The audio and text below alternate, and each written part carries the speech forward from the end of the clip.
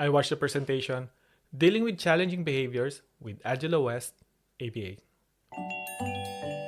Approximately 1 in every 59 children are born with autism. Albert Einstein. Dr. Einstein had no speech until age 3.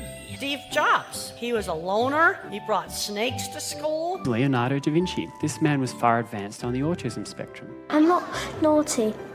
I'm autistic. And I just get too much information. This is Lloyd I.M. and you're listening to Takiwātanga, Love Not Cure, Exploring Autism One Strength at a Time.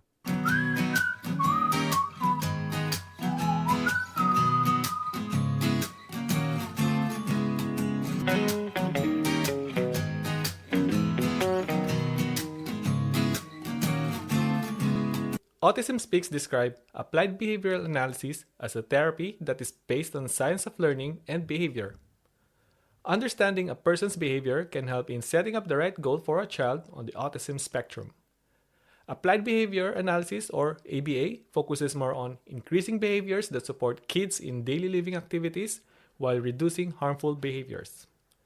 Angela recommends seek early intervention if you think that your child needs support to progress in learning. Early intervention is necessary to receive optimal results, so seek experts' advice as soon as possible. ABA has gained popularity because of its effectiveness when applied.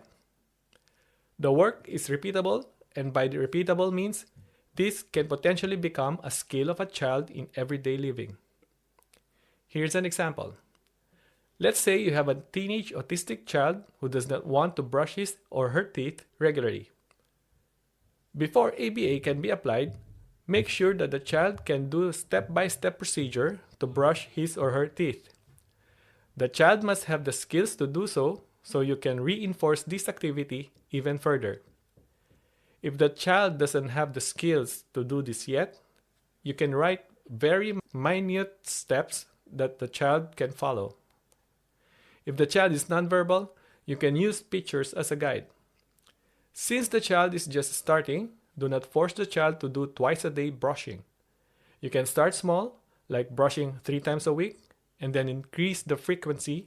Reinforce this activity through rewards. If there's a meltdown every time you ask the child to brush the teeth, Angela suggests that you should remain calm during a meltdown. Step back from the situation and start asking yourself these 3 questions. What happened before the meltdown? What's the response of the people around?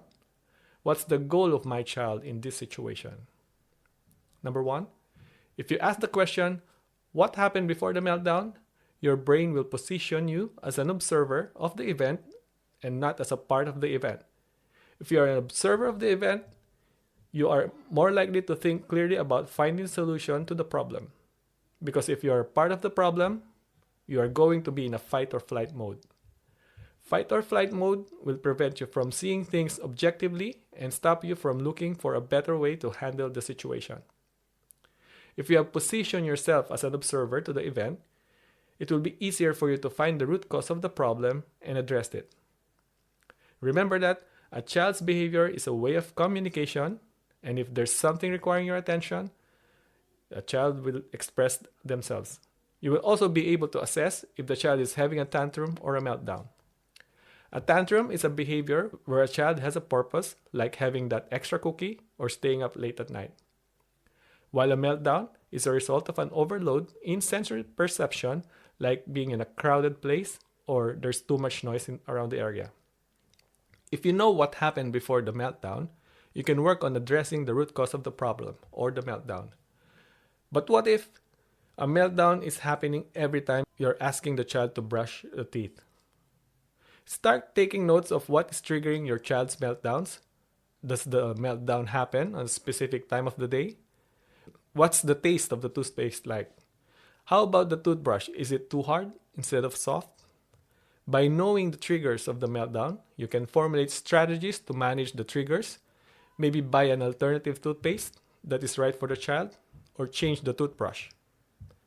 Number 2, ask the question, what is the response of the people around when the meltdown happened?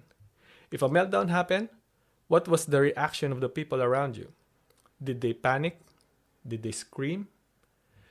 When this happens, you can move the child away from the people around, or you can also divert the child's attention to his or her favorite toy, or even let the child watch his or her favorite video for the time being. If you are in a place where you know the people around you, give them a heads up about the possibility of a meltdown. Let them know not to react if a meltdown or a tantrum happens. In this case, a child will not get validation that in order to get what they want, the child will need to exhibit a tantrum. Note that a tantrum may also lead to a meltdown. The third question to ask is, what is the goal of my child in this situation? Is the child seeking attention, or is there something serious happening? Never negotiate to a child during a tantrum or a meltdown. The child will not receive complex information, and you have to wait for an opportunity to get the child engaged again. By knowing the goal of the child during a tantrum or a meltdown, you can assess the situation if the behavior change is something serious or not. Another example. Imagine you are walking with your child at the park and suddenly the child started to cry. You try to comfort the child, but to your surprise, the crying has led to a meltdown. You've tried all known possible strategies at hand, but still nothing works. And because of that, you panic and you just decided to leave the park with a stressed child. Position yourself as an observer to the event to handle the situation and address what is causing the problem. Remember that a child's behavior is a way of communication.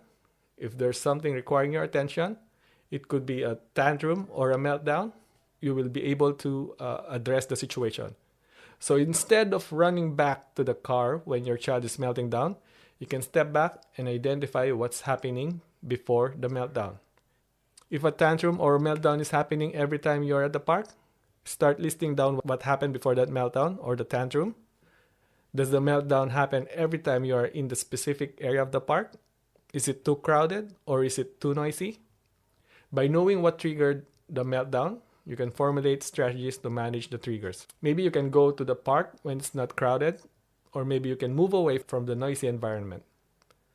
Applied behavioral analysis encourages parents to participate during therapy. It is important to know the goals of both parents and child.